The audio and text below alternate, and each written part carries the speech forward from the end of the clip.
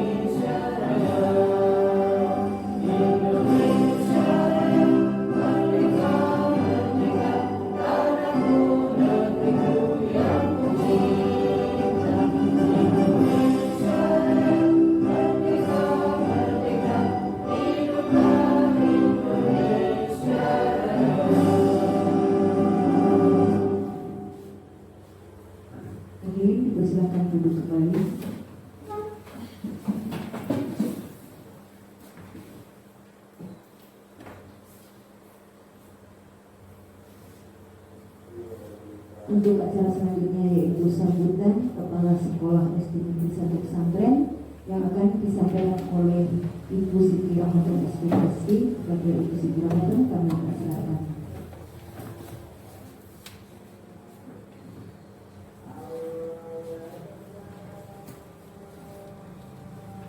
Bismillahirrahmanirrahim. Assalamualaikum warahmatullahi wabarakatuh. Yang saya hormati Bapak dan Ibu Guru SDN 01 Pesantren, yang saya hormati Bapak dan Ibu Guru SDN 05 Pesantren, yang saya hormati penjaga dan karyawan SDN 01 Pesantren. Puji syukur kehadirat Allah Subhanahu wa Ta'ala karena ridhonya kita semua berkumpul dalam acara diseminasi menyebarkan pemahaman dan penerapan pengalaman berbagi praktik baik budaya positif Bapak Dimas Wicaksono Herlambang, CGP Angkatan 9, tahun 2023, Kabupaten Pemalang. Salawat dan salam kita haturkan ke junjungan kita Nabi besar Muhammad SAW. Semoga kita semua mendapat syafaatnya di yaumil akhirah. Amin ya rabbal alamin. Pada kesempatan yang baik ini, saya mengaturkan terima kasih atas kehadiran semuanya dalam menghadiri undangan Bapak Dimas dalam acara diseminasi ini.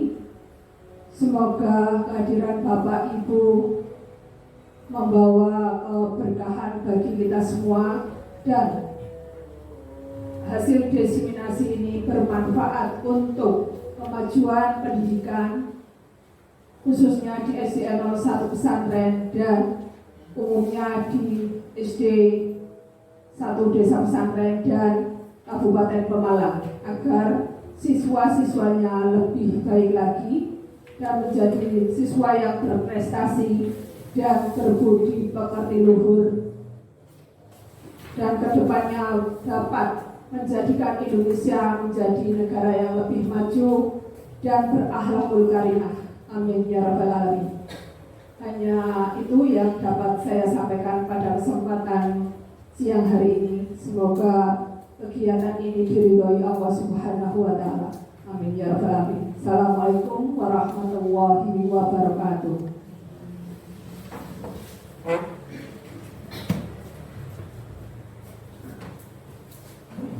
Terima kasih. Untuk selanjutnya yaitu acara inti, yaitu presentasi diseminasi penyebaran pemahaman dan penerapan pengalaman berbagi praktik baik budaya positif oleh Bapak Dimas Wicaksono Herlambang, CGP Angkatan 9 Kabupaten Pemalang. Kepada Bapak Dimas kami persilakan.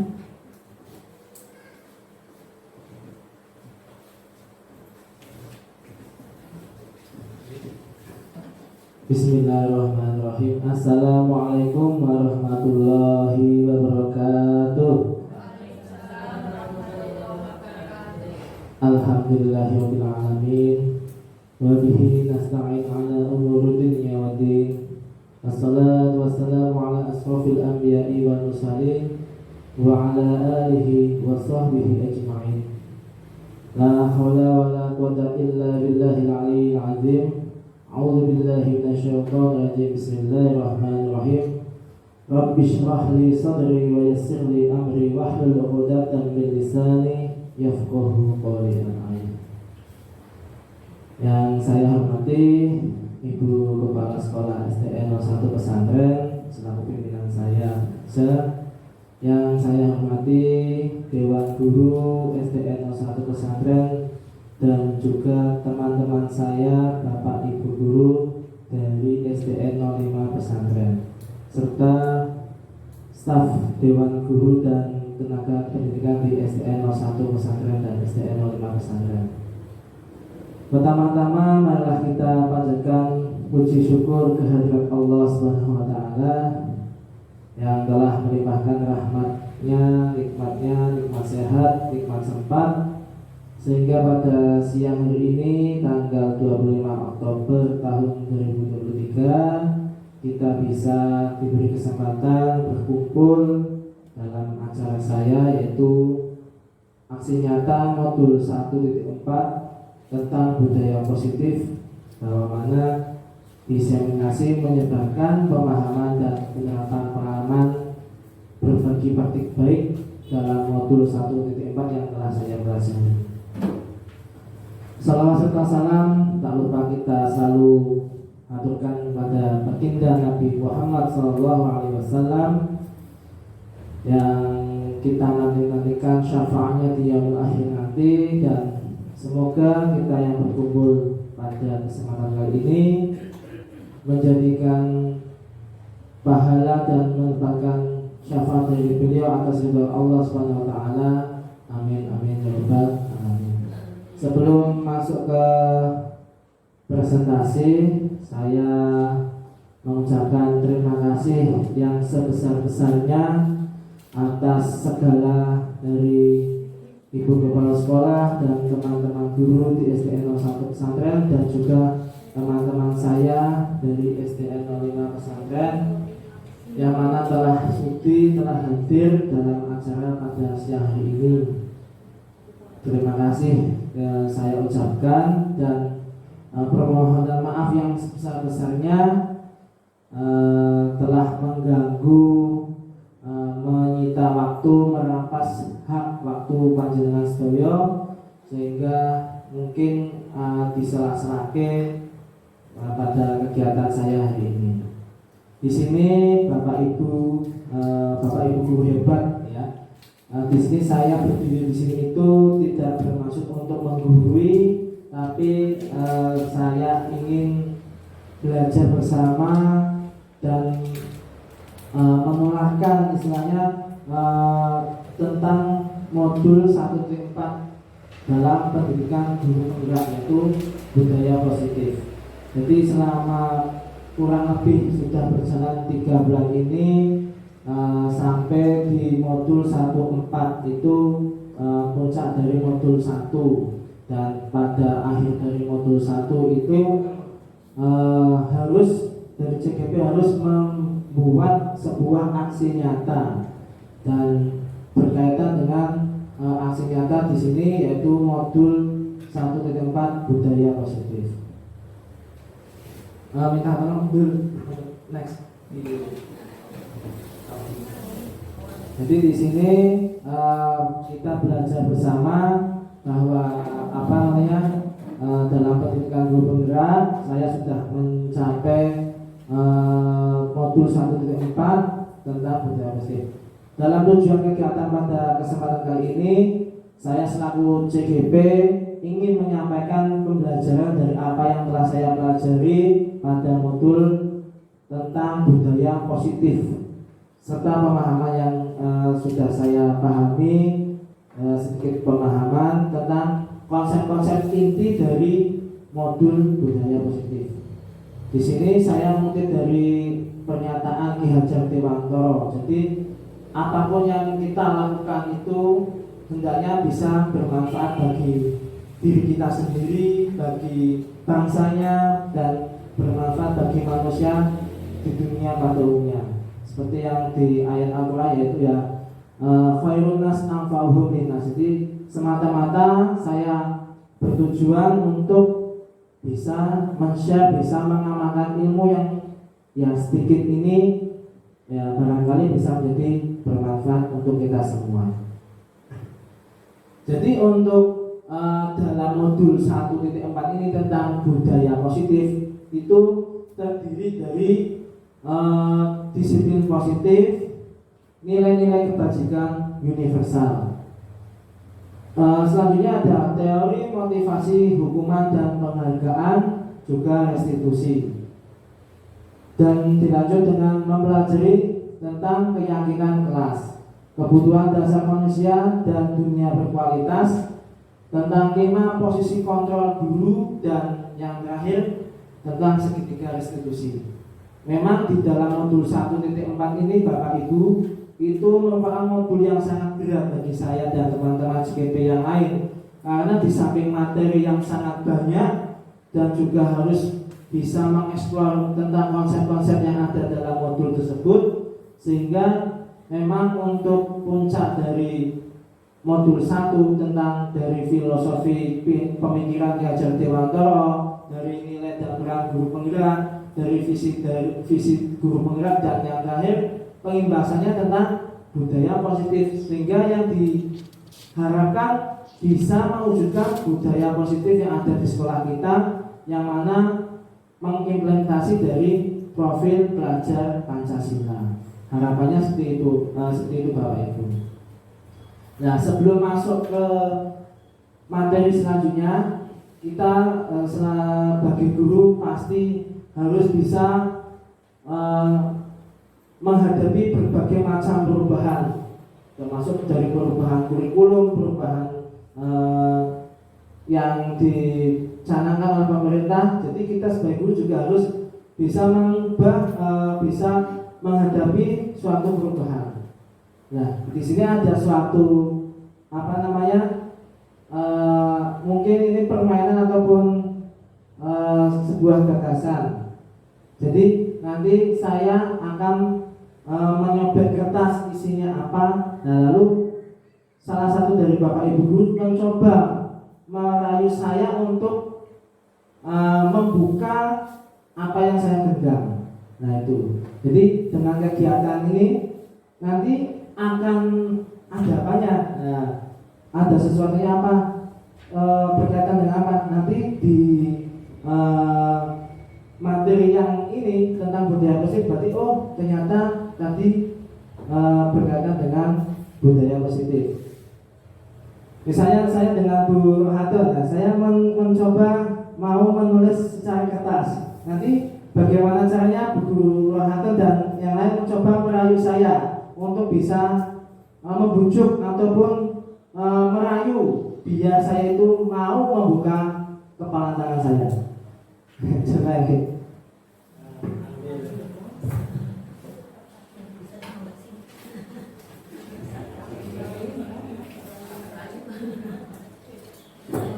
Jadi dalam kepala saya itu ada tulisan yang sangat berharga bagi saya, sangat berarti bagi saya, dan Bu Rohanto ataupun yang lain nanti mencoba merayu saya untuk bisa membuka kepala dan bisa membuka kepala tangan saya sehingga pengen ngerti apa sih yang ada di dalam kepala tangan saya itu tadi.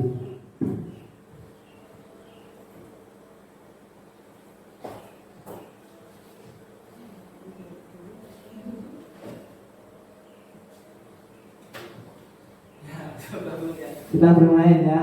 Jadi silakan coba dirayu sedemikian rupa biar saya itu luluh, biar saya itu mau membuka kepala saya, saudara. Dan nanti ini ada kaitannya dengan apa yang akan kita pelajari bersama. Ya, dimulai dari sekarang Bapak Ibu ya. Coba dirayu sedemikian rupa dirayu sedemikian rupa biar saya itu luluh dan mau membuka kepala tangan saya. Ya. Ya. Ya. Ya, Bu.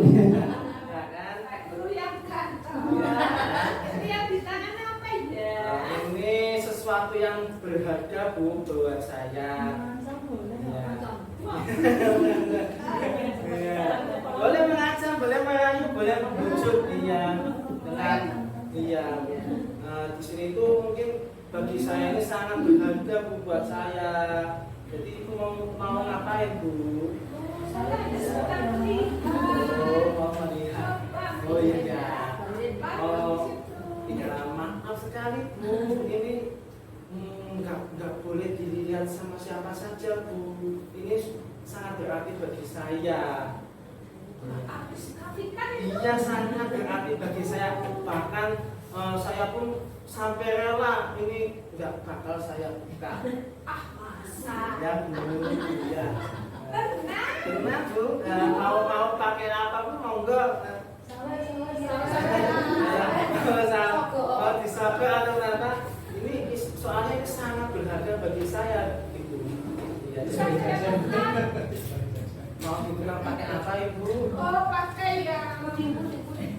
Pakai putih. Maaf sekali, ini sangat berharga, Bu. Masa berharga masa dijual dengan hanya sekedar putih saja, Bu. Ya. Yang merah. Ya lah. Maaf sekali, Bu. Ini memang sangat berarti bagi saya sehingga bagaimanapun saya tidak akan mau membuka ini. Bisa. Kalau bisa saya mau. Gimana? Mau ikut ke belakang saya. Oh, nggak mau. Iya. Gimana lagi ya? Iya. Gimana nih? Oh, ganti yang lain lah saya. Ya coba. Coba hasil. Itu ya. Tabat Tuhan. Jadi ya.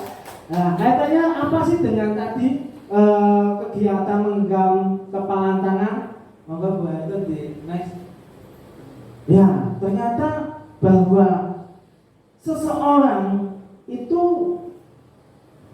yang bisa mengontrol itu ya hanya dirinya sendiri. sendiri. Jadi dengan perubahan paradigma teori kontrol atau teori pilihan, jadi mempunyai ilusi atau halu bahwa guru itu sebenarnya tidak bisa mengontrol murid. Nah, itu hanya ilusi. Kalau murid itu bisa dikontrol dengan guru, itu hanya sifatnya sementara saja. Jadi kesimpulannya apa? Bahwa kontrol diri itu ya yang mempunyai diri sendiri. Orang lain tidak bisa mengontrol diri kita sendiri. Yang kedua, bahwa kritik itu bisa membuat orang merasa bersalah dan dapat menguatkan karakter. Itu ternyata selama ini yang sudah dijalani belum sesuai dengan bahwa mengkritik seseorang bahwa itu bisa membuat orang merasa bersalah, itu ternyata kurang benar. Yang selanjutnya ada bahwa semua penguatan positif itu bisa efektif dan bermanfaat. Dan yang terakhir, bahwa ilusi orang dewasa memiliki hak untuk memaksa. Jadi kalau memaksa itu sebenarnya tidak sesuai dengan apa yang ada dalam teori kontrol. Nah, sesungguhnya yang memiliki kontrol itu siapa? Nah, di sini ada pembanding, yaitu dari stimulus respon. Stimulus itu memberi rangsangan dan merespon. Juga ada dari teori kontrol atau pilihan, bahwa dalam stimulus respon memberi rangsangan, kita berusaha mencoba orang lain untuk bisa berpandangan sama dengan kita. Itu sebenarnya bahwa ya tadi sesuai dengan contoh dari guru atau dengan saya tadi, mau dirayu apapun, karena yang memegang kontrol kendali itu diri kita sendiri, ya berarti kita harus bisa memahami pandangan orang lain, Bapak. Semua orang itu pasti mempunyai pandangan yang berbeda. Dan nanti yang akan kita implementasikan kepada anak didik kita, yaitu tentang bagaimana kita bisa membangun sebuah korelasi yang baik dengan siswa, yaitu bagaimana kita bisa berkolaborasi, menciptakan pilihan-pilihan yang baru dengan membuat kesimpulan, yaitu model berpikir win-win solution atau berpikir menang-menang. Memang selama ini memang kita semua masih menjadi guru, tetap harus kita belajar seiring dengan perubahan. Nah, mungkin dengan adanya ini tentang modul budaya positif ini, saya juga secara pribadi itu terketuk hatinya, Bapak Ibu. Jadi mungkin selama ini saya mengajar itu belum sesuai. Memang harus selalu belajar, harus bisa menggali diri lagi, bahwa harus ada perubahan, harus ada perbaikan ke depannya. Ya, jadi inti dari teori kontrol ini tadi, bahwa yang punya kontrol itu ya kita sendiri. Orang lain tidak bisa mengontrol diri kita. Lanjut. Nah, berkenaan dengan modul budaya positif tadi, bahwasanya di modul budaya positif itu implementasinya yaitu bahwa di jenjang sekolah yang kita ajar mempunyai budaya yang positif, yang mana budaya positif tadi dihasilkan dari disiplin positif. Bahwa di sini teori kontrol atau teori pilihan yang dikemukakan oleh Dr. William Glasser itu, bahwa kita sebagai manusia, sebagai guru itu sebenarnya tidak bisa mengontrol orang lain. Yang bisa mengontrol diri kita sendiri itu ya kita sendiri itu. Jadi dengan kita bisa mengontrol diri kita sendiri, itu bisa diwujudkan dengan kita mempunyai tujuan dalam untuk melakukan sesuatu tindakan. Tujuannya kita untuk apa? Kita mempunyai motivasi untuk tujuan kita melakukan satu hal, memiliki tujuan yang kita kemukakan. Dengan semua perilaku memiliki tujuan tadi, bahwa kita bisa berkolaborasi dan menciptakan pilihan-pilihan yang baru dengan sesuai kebutuhan yang berbeda-beda sesuai dengan berusaha memahami pandangan orang lain tentang pemikiran orang yang berbeda-beda. Nah, dengan kita mengontrol diri sendiri, menjadikan kita mempunyai motivasi yang menjadikan ke arah yang baik. Nah, itu menjadikan kita bisa memaknai dari disiplin positif tadi, bahwa dengan belajar kontrol diri, kita bisa menggali potensi yang ada dalam diri kita sendiri, sehingga menjadikan seseorang yang kita inginkan tadi berdasarkan nilai-nilai yang kita hargai. Nah, di sini motivasi itu ada dua, Bapak Ibu.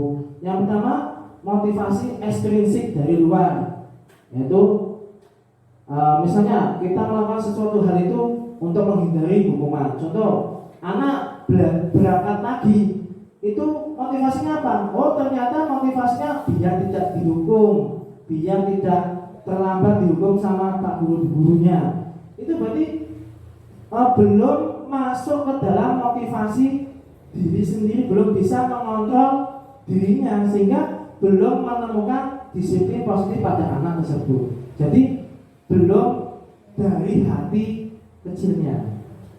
Yang kedua, motivasi ekstrinsik yang kedua yaitu untuk mendapatkan imbalan. Misalnya anak-anak ingin mengerjakan soal supaya apa? Dinilai pak gurunya mendapat 100, supaya mendapatkan bintang, supaya dipuji. Nah, itu berarti dalam melakukan sesuatu hal berarti belum memunculkan motivasi dalam dirinya, masih dalam motivasi ekstrinsik atau dari orang lain. Nah, bagaimana muncul dari nilai-nilai yang sudah diyakini? Nah, tadi dengan disiplin positif, meyakini nilai-nilai kebajikan yang universal, dan makanya itu dibuat dengan sebuah keyakinan kelas. Ya, dalam motivasi berkaitan juga dengan kita sebagai guru mempunyai posisi kontrol. Mungkin ini yang saya menjadi terketuk hatinya itu, Bapak Ibu guru. Oh, ternyata selama ini mungkin saya belum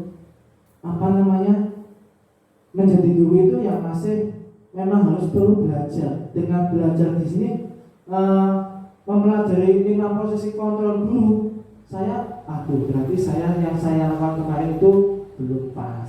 Nah, di sini 5 posisi kontrol guru itu kita pasti sering lah kepada anak didik kita secara tidak sadar itu masih menjadi penghukum, masih menjadi pembuat rasa bersalah pada anak, kadang masih menjadi teman atau pemantau lah.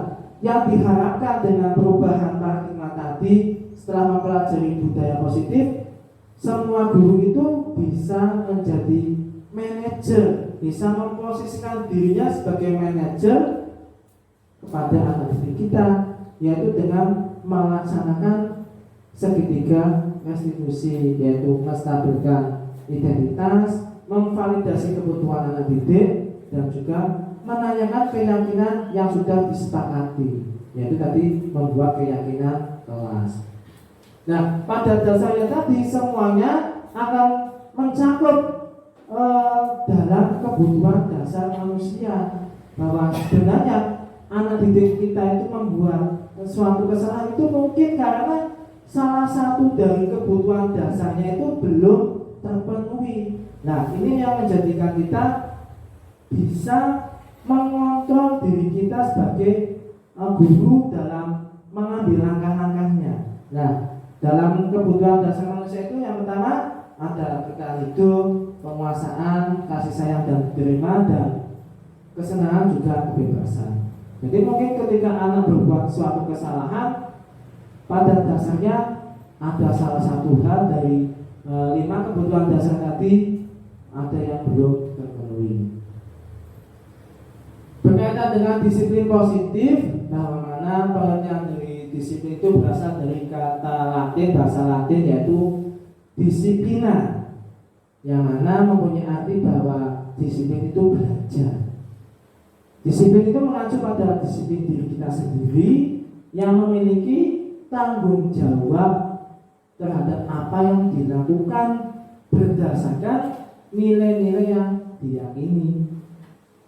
Disiplin positif merupakan salah satu cara penerapan disiplin yang bertujuan untuk menumbuhkan kesadaran serta memberdayakan peserta didik tanpa imbalan atau reward, ancaman ataupun hukuman. Maka sebagai pendidik kita mempunyai tujuan untuk menciptakan peserta didik yang memiliki disiplin diri sehingga mereka berperilaku mengacu pada nilai-nilai kebijakan universal dan memiliki motivasi intrinsik dalam perubahan perilaku ke arah yang lebih baik. Ya, yang dimaksud dengan nilai-nilai kebajikan universal tadi bahwa nilai-nilai yang ada pada diri manusia, nilai positif yang mana tujuannya tadi memiliki tujuan yang ingin dicapai setiap individu. Nah, nilai dari kebajikan universal tadi terlepas dari suku bangsa, lintas bahasa, agama maupun latar belakang. Jadi nilai kebijakan universal suatu nilai yang sudah disepakati oleh semuanya yang terlepas dari lintas bahasa, suku, bangsa, agama dan maupun latar belakang. Bahwasanya dengan mengaitkan nilai-nilai kebajikan tadi, diyakini bahwa seseorang akan bisa menimbulkan atau membangun motivasi intrinsiknya sehingga bisa menggerakkan motivasi dalam dirinya sendiri untuk mendapatkan tujuan mulia yang ingin dicapainya. Nah, dengan nilai-nilai kebajikan yang ingin dicapai tadi oleh setiap peserta didik yang mana dikenal dengan profil pelajar Pancasila. Jadi dalam profil pelajar Pancasila itu berisi tentang nilai-nilai kebijakan universal yang mana sudah sering kita nyanyikan bersama-sama mungkin pada pagi hari. Profil pelajar Pancasila beriman, bertakwa kepada Tuhan Yang Maha Esa dan berakhlak mulia.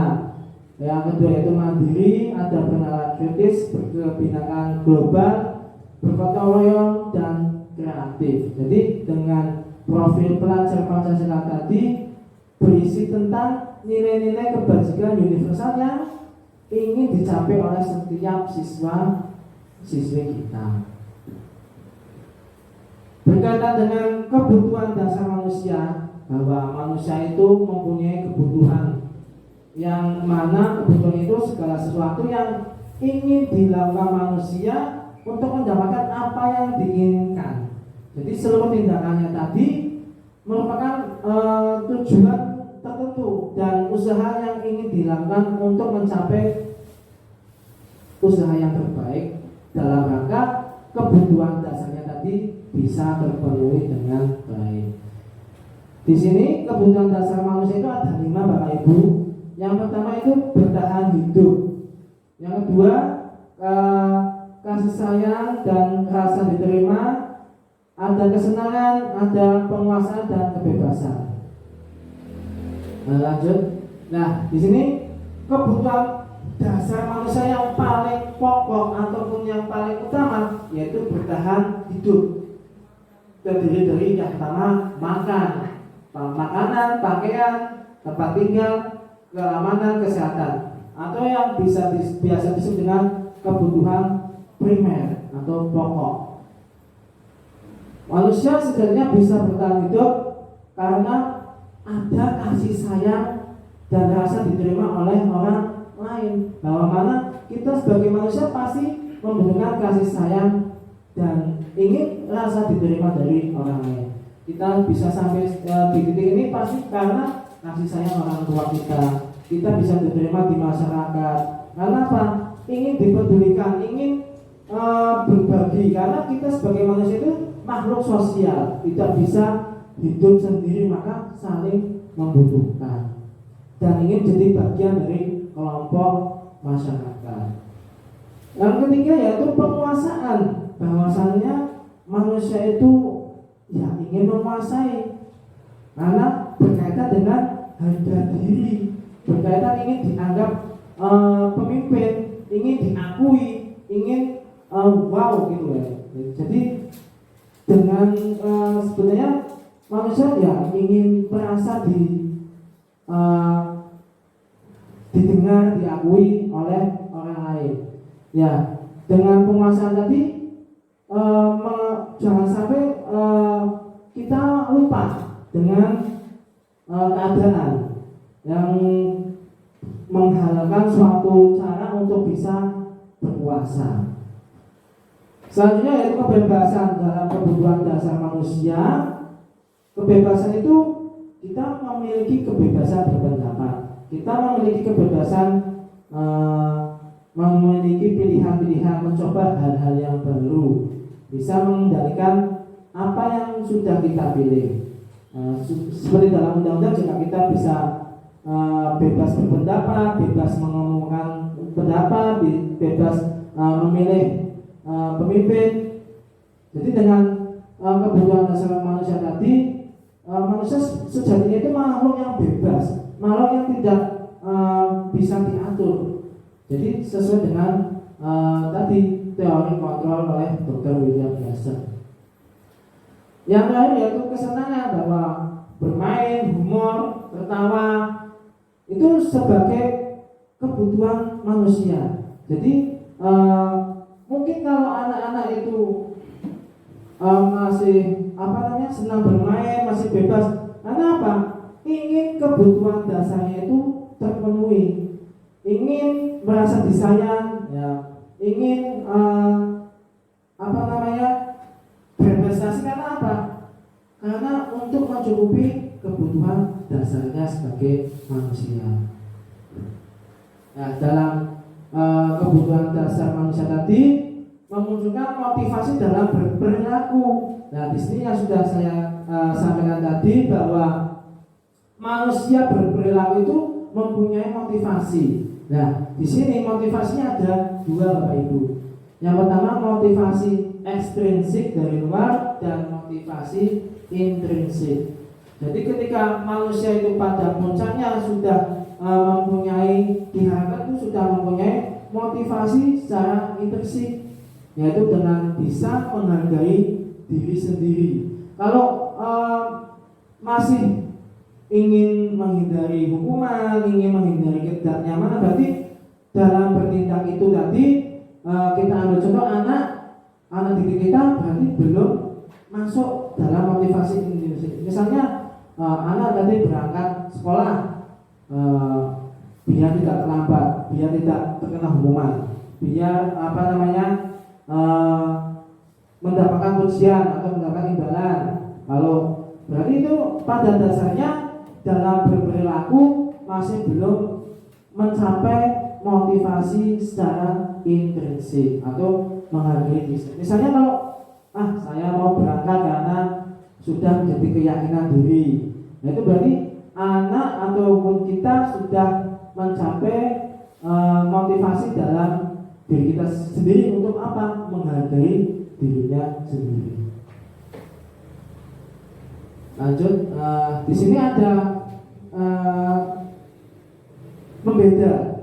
Ya, kita sebagai guru, mungkin sebelum saya belajar tentang budaya positif, pasti sering melakukan pada anak didik kita. Jadi perbedaan dari hukuman, konsekuensi, restitusi. Nah, di sini hukuman pasti ya sebagai guru menjadi penghukum.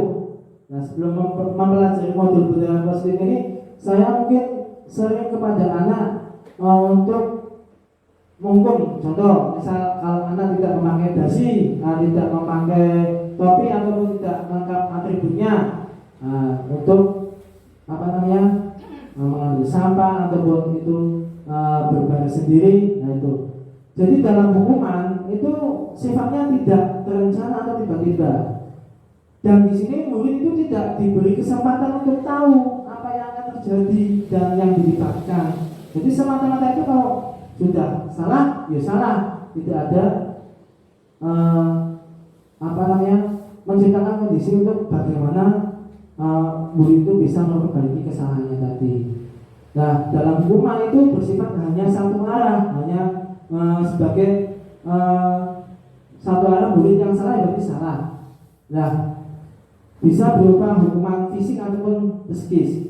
Dan insya Allah jangan ya Bapak Ibu, kalau fisik tadi karena namanya sudah hukum. Berbeda dengan konsekuensi. Kalau konsekuensi itu tingkatannya di atas dari hukuman.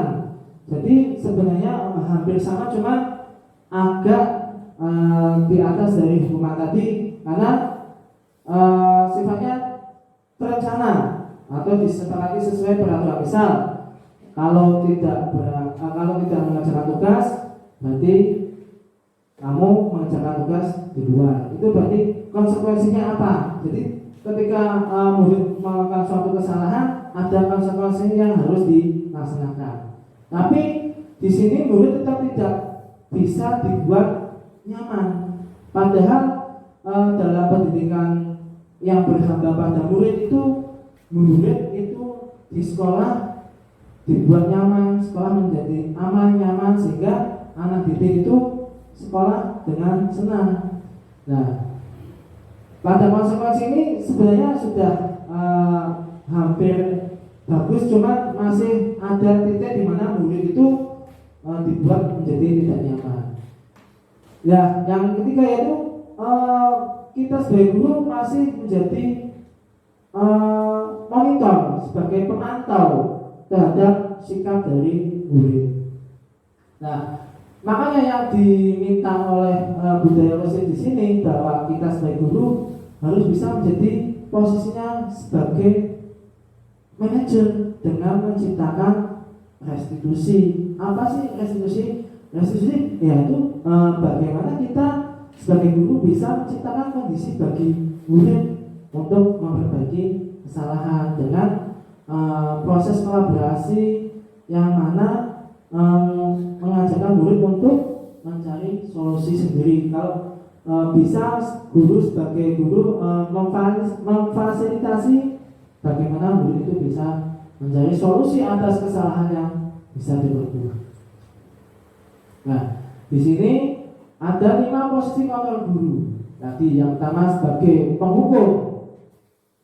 Jadi sebagai penghukum itu bisa mengenakan hukuman fisik atau mental. Misal kalau anak terlambat push up 10 kali, itu berarti posisi kita sebagai guru itu masih menjadi penghukum, yaitu dengan menggunakan hukuman fisik ataupun verbal. Misalnya kamu tuh berangkat, nah itu berarti posisi kita masih menjadi penghukum. Yang kedua yaitu membuat orang merasa bersalah.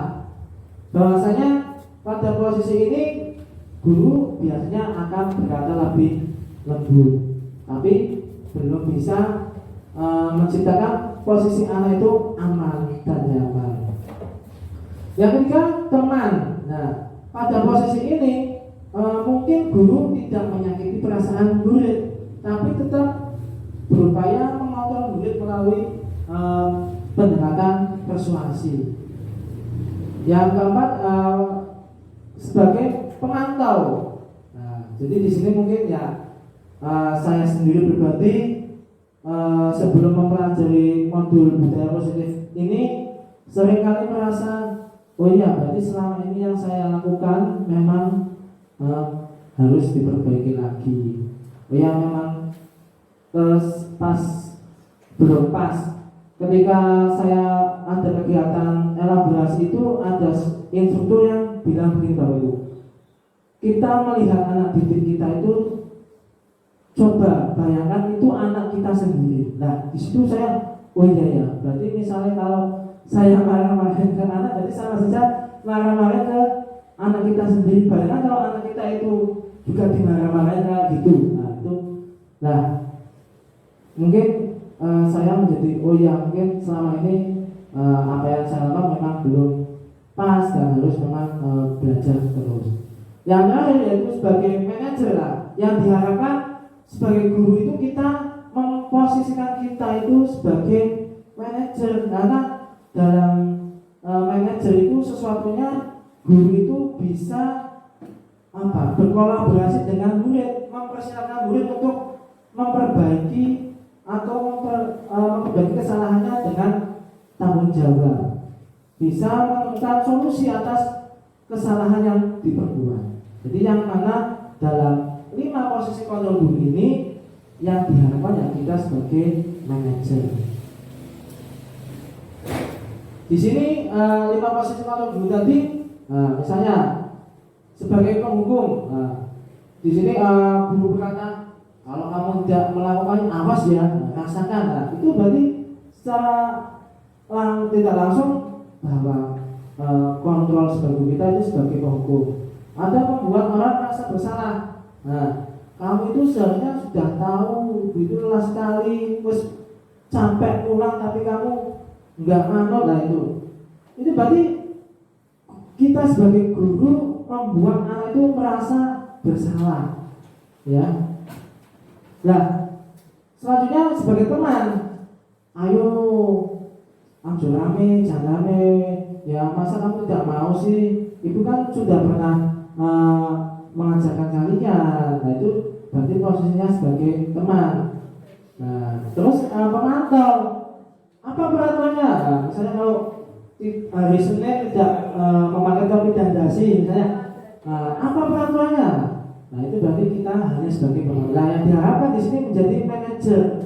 Apa yang kita yakini, apa yang bisa dikerjakan untuk memperbaiki kesalahan ini. Jadi yang diharapkan dengan menjadi posisi manajer bahwa punya kekuatan pribadi, punya motivasi, punya di sini guru itu seakan-akan meletakkan dirinya itu sebagai individu yang diterima. Ya, gitu. Lanjut Bu. Nah ini misalnya contoh penerapan 5 posisi kontrol guru. Misalnya dalam suatu kasus siswa tidak memakai atribut lengkap. Nah, satu pasal. Kalau kita sebagai guru yang menghukum, apa sih? Kamu nggak pakai topi ya. Coba hormat pada bendera selama 1 jam. Nah, berarti itu posisi kita itu masih menjadi penghukum. Jadi seolah-olah anak itu salah. Kalau salah ya salah. Tidak ada solusi, tidak ada kesempatan untuk memperbaiki kesalahan. Nah itu ya. Oh berarti selama ini mungkin ya harus belajar lebih baik lagi. Yang kedua, posisi kontrol membuat merasa bersalah. Dengan berkata sendiri Bapak Ibu, berapa kali sih Bapak Ibu bilang kamu selalu saja mengecewakan ibu bapak. Nah, jadi seakan-akan itu kecewa, anak itu apa ya? Mematikan mental anak. Nah itu yang digadang-gadang oleh pendidikan guru itu supaya apa? Supaya pembelajar berpihak pada murid, guru bisa menuntut, tidak boleh menuntut. Nah itu yang menjadi PR bagi kita semua, Bapak Ibu, termasuk saya pribadi.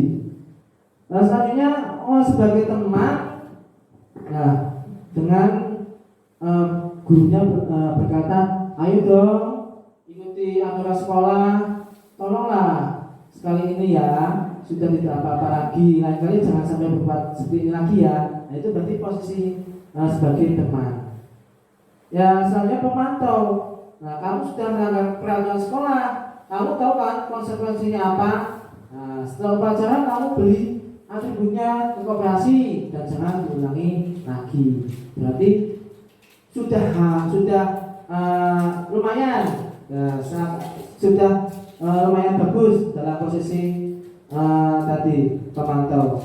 Nah yang diharapkan sebagai guru bisa memposisikan manajer. Nah dengan siswa tidak memakai atribut lengkap tadi, yang dikatakan oleh ibu guru itu bagaimana? Nah apakah kamu tahu kesalahanmu? Nah, kira-kira bagaimana kamu bisa memperbaiki kesalahanmu? Jadi di sini anak itu seakan-akan tidak dimatikan mentalnya, seakan-akan itu dihargai bahwa oh ya kalau ada suatu kesalahan berarti bisa diperbaiki lagi. Nah dengan disiplin positif tadi berkaitan dengan keyakinan kelas. Nah mengapa sih keyakinan kelas bukan peraturan kelas? Nah mengapa sih tidak peraturan saja? Mengapa harus keyakinan kelas?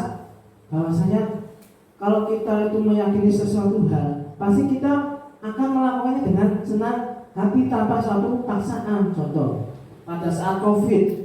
Nah, itu pada saat COVID. Mengapa kita mau memakai masker? Mengapa kita mau jaga jarak? Mengapa kita mau melakukan kegiatan 3M seperti jaga jarak dan sebagainya? Nah, kenapa? Kita yakin kalau melakukan hal-hal tadi kita bisa terhindar dari COVID. Nah, misalnya yang contoh yang lain, mengapa kita kalau naik kendaraan bermotor atau sepeda motor itu memakai helm? Nah, kalau sudah sudah meyakini dalam suatu titik bahwa kalau kita memakai helm demi keselamatan atau itu berarti sudah memiliki motivasi intrinsik. Jadi meyakini sesuatu hal, tidak saya memakai helm karena takut ditilang polisi. Nah, itu berarti belum memunculkan motivasi intrinsiknya. Lanjut dulu. Nah, dengan tadi sebagai guru kita bisa memunculkan, bagaimana kita bisa memunculkan motivasi intrinsik pada siswa, yaitu dengan pembentukan keyakinan kelas. Nah, tadi mengapa sih tidak peraturan kelas tapi kok keyakinan kelas? Nah, di sini bagaimana kita sebagai guru itu memunculkan motivasi intrinsik pada anak didik kita. Nah, di sini keyakinan kelas itu bersifat abstrak, berupa pernyataan universal dibuat dalam pernyataan positif. Ya, jadi semua warga sekolah, terutama warga kelas, dilibatkan saat membuat keyakinan kelas. Yang ketiga yaitu dilaksanakan sesuai dengan kondisi sekolah dan kondisi kelas sehingga mudah diterapkan. Nah, dengan keyakinan kelas tadi bisa menjadikan dasar untuk anak untuk berperilaku. Nah, berkaitan dengan tadi keyakinan kelas ada restitusi. Nah, tadi seperti disampaikan di awal pada modul budaya positif itu ada restitusi.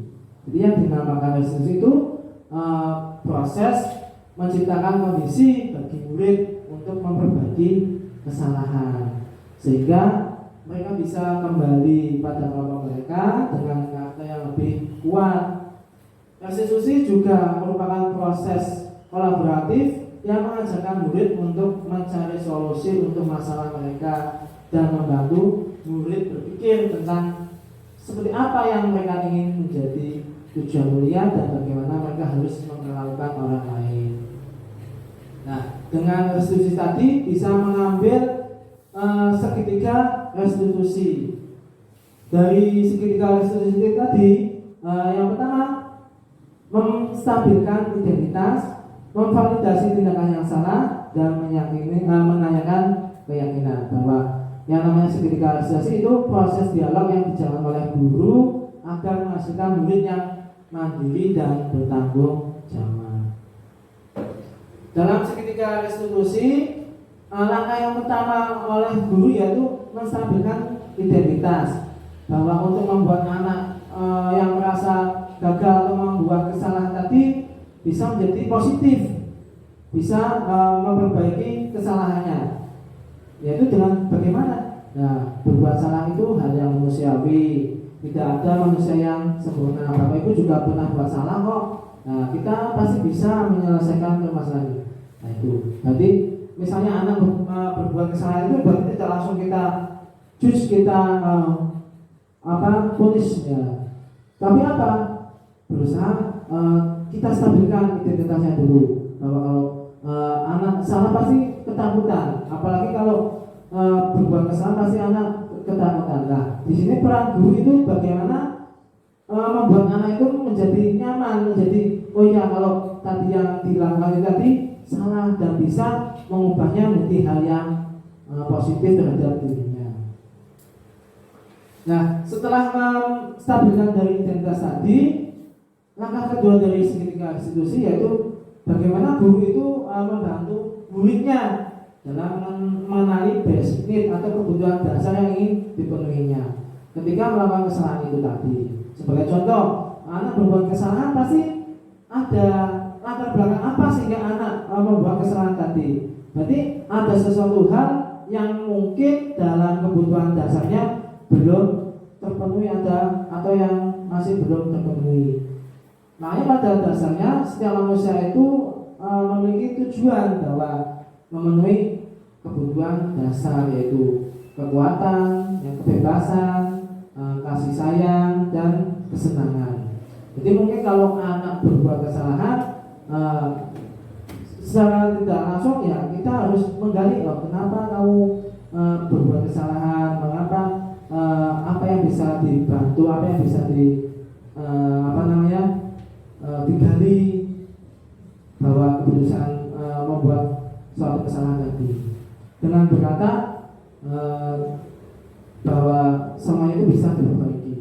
Yang terakhir dari segitiga restitusi, dengan melihat kesalahan tadi, dengan dihubungkan dengan norma-norma sosial yang ada di masyarakat, maka harus ditanyakan pada anak didik kita dengan menanyakan keyakinan.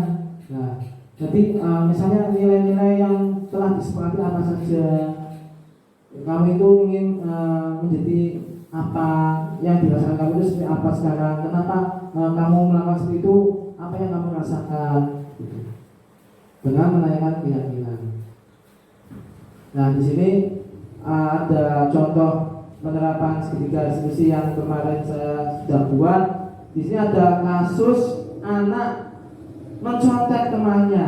Nah, ternyata setelah digali kenapa dia itu mencontek, itu karena malamnya tidak belajar. Nah, jadi dengan menggali apa kesalahannya, anak itu jadi mau terbuka, jadi mau ngomong, kenapa saya berbuat kesalahan itu, mencontek itu tidak benar. Maka anak itu, dengan kesalahan itu pasti tahu kesalahannya, karena malamnya tidak belajar. Jadi dengan kita sebagai guru menerapkan segitiga restitusi tadi, anak itu menjadi terbuka, menjadi mau mengemukakan alasannya kenapa berbuat seperti itu tadi. Nah, jadi kesimpulannya dalam penerapan disiplin positif tadi, bahwasanya sebagai guru itu hendaknya memiliki standar kepribadian, profesional, dan sosial yang baik, di mana guru mampu merefleksi dirinya dalam posisi kontrol saat ini. Bagaimana perjalanan dirinya sebagai amal atau manajer yang menuntun murid-muridnya menjadi insan yang mandiri, merdeka, dan bertanggung jawab. Nah, sebelum penutup, nanti ada pertanyaan yang sesuai dengan tadi tentang budaya positif.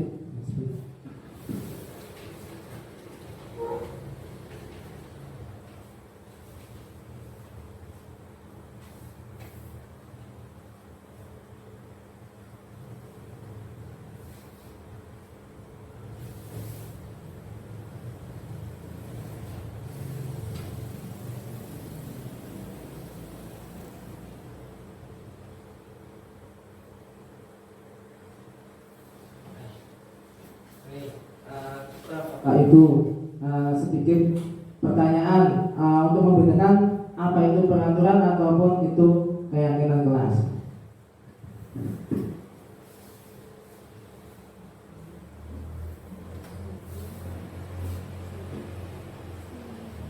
Nah, di sini misalnya ada peraturan untuk mengembalikan buku ke tempatnya. Berarti untuk meyakini apa Bapak Ibu? Meyakini bahwa murid harus mempunyai tanggung jawab. Di setelah bawahnya Bu, yang bawahnya, bawahnya lagi. Nah, itu. Terus dilarang mengganggu orang lain. Nah, peraturan misalnya ada peraturan dilarang mengganggu orang lain. Itu meyakini bahwa murid itu menghormati orang lain. Terus hadir di sekolah 15 menit sebelum pembelajaran dimulai. Nah, bahwa murid itu bisa menghormati orang lain, bisa berkomitmen, dilarang melakukan kekerasan. Nah, berarti keyakinannya apa? Supaya bisa selamat. Nah, dilarang menggunakan narkoba, berarti keyakinan yang dimiliki apa? Bisa hidup sehat. Nah, untuk penutupnya,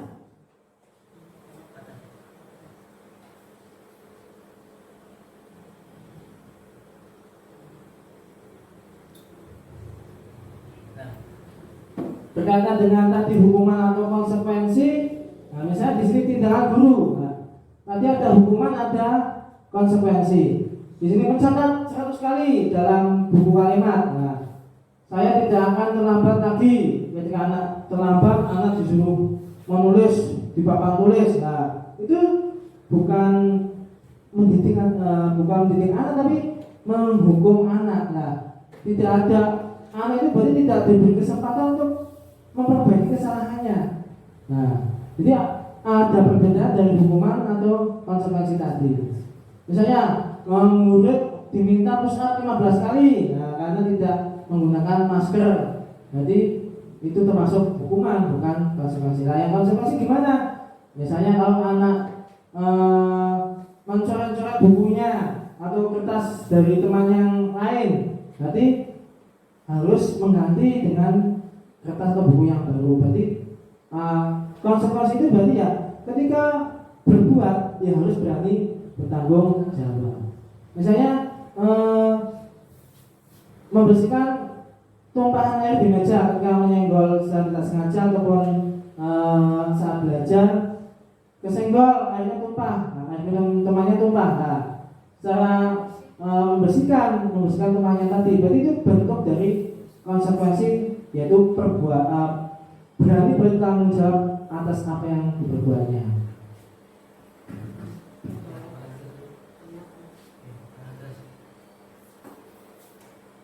Nah, yang terakhir berapa lagi? Terus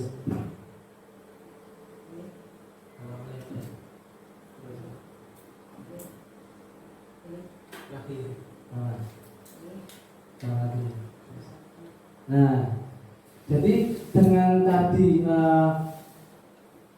budaya positif modul 1.4 tadi, kira-kira Bapak Ibu setuju apa tidak? Nah, mungkin ini ungkapan dari pribadi ya. Setelah saya mempelajari tadi modul 1.4, memang ya kita semua pasti kepingin mendidik anak supaya disiplin. Tapi sebenarnya itu hanya ilusi, karena yang bisa mengontrol diri itu ya dirinya sendiri. Nah, nanti misalnya hukuman dapat mendisiplinkan anak. Nah, kalau dihukum saja tanpa dikasih kesempatan anak untuk memperbaiki kesalahan, ya pasti anak akan berbuat seperti itu terus. Pasti anak tidak tahu kesalahannya itu apa. Nah, tadi makanya dengan menciptakan suatu restitusi dengan kolaborasi guru dengan anak, sehingga anak bisa menemukan solusi atas permasalahan yang dilakukan. Nah, yang kedua, pemberian hukuman dengan hal positif seperti membaca. Misalnya kalau terlambat, suruh baca Al-Fatihah ataupun membaca surat pendek. Nah, kalau terlambat membersihkan halaman, itu bisa meningkatkan disiplin anak. Itu juga sebenarnya kepingin membuat anak itu menjadi disiplin, tapi itu sebagai tindakan yang kurang ternyata Bapak Ibu, karena anak itu tidak diberi kesempatan bagaimana memperbaiki kesalahan yang telah diperbuat. Jadi di sini peran guru menciptakan sebuah hubungan kolaborasi terhadap anak, bagaimana anak itu tadi bisa menemukan, oh kalau begitu itu salah, tidak boleh, ya, tidak baik.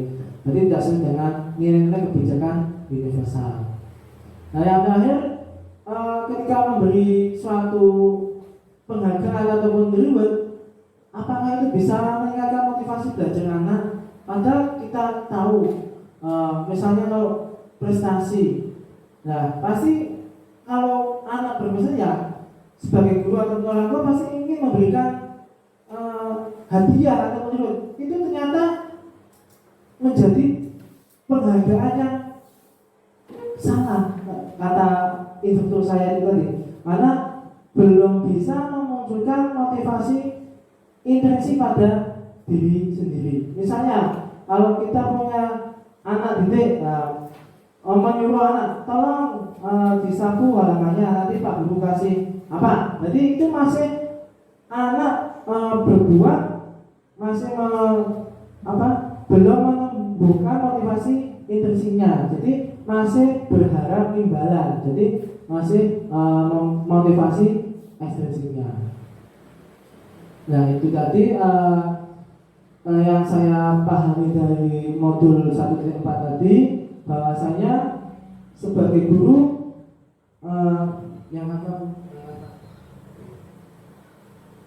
sebagai guru ya kita memang harus terus belajar menggali diri kita, potensi diri kita sendiri, bahwa untuk mengubah sesuatu kita mengenal sesuatu ya kita harus bagaimana cara mengubah pandangan kita dengan sesuatu itu tadi maka akan berubah. Jadi tentang pemahaman budaya positif modul 1.4 tadi, sejatinya bahwa saya sendiri selaku guru pribadi merasakan, oh iya berarti selama ini yang saya lakukan pada anak didik mungkin belum pas. Ternyata seperti itu. Makanya ya dengan kegiatan ini yang sedikit ini tadi yang sebentar, bahwasanya ya kepingin untuk menularkan, kepingin untuk menjadikan pribadi saya sendiri untuk lebih baik lagi. Dan berikutnya ya, itu saja yang bisa saya sampaikan. Inti dari kegiatan ini bahwa dengan budaya positif tadi, kita sebagai guru ingin mewujudkan dari nilai-nilai kebajikan universal tadi, bahwa implementasi dari profil pelajar Pancasila dengan pembelajaran yang berpihak pada murid, kita sebagai guru bersifat aman atau menuntun bahwa tumbuh kembang laku anak itu sejatinya bukan hanya kertas kosong yang bisa kita coret-coret, tapi kita berusaha menebarkan laku dari anak didik tersebut tadi. Nah, kurang lebihnya saya mohon maaf, itu saja yang bisa saya sampaikan. Sekali lagi terima kasih saya sampaikan pada Bapak Ibu semua yang telah meluangkan waktu untuk saya untuk bisa menghadiri kegiatan pada siang hari ini. Nah, kurang lebihnya saya mohon maaf yang sebesar-besarnya. Wassalamualaikum warahmatullahi wabarakatuh.